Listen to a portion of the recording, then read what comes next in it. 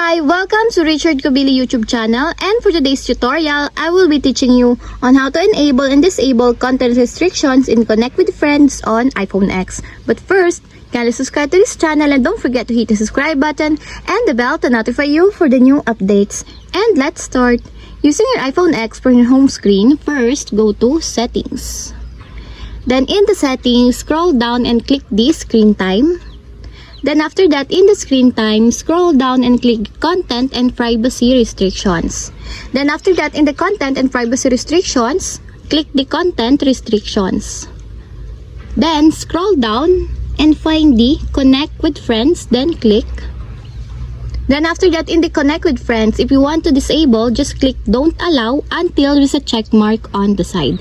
And if you want to enable, just click the Allow until there's also a check mark on the side.